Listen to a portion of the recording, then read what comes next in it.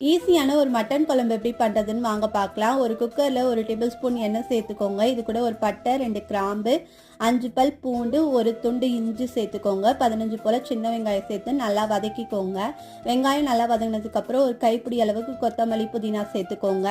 இது கூட 1 table spoon மிளகாய் பொடி, 1 டேபிள் ஸ்பூன் மல்லிப்பொடி சேர்த்து வதக்கி அடுப்பு ஆஃப் பண்ணிவிட்டு இது கூடவே 1 டேபிள் ஸ்பூன் தேங்காய் சேர்த்து நல்லா வதக்கி இதை ஒரு மிக்ஸி ஜாருக்கு மாற்றி கொஞ்சமாக தண்ணி ஊற்றி அரைச்சிக்கோங்க. அதே குக்கரில் 2 டேபிள் ஸ்பூன் எண்ணெய் சேர்த்து 15 சின்ன வெங்காயம், க்ளீன் பண்ணி வச்சிருக்க மட்டன், மஞ்சத்தூள், உப்பு சேர்த்து 5 நிமிஷத்துக்கு வதக்கிக்கோங்க.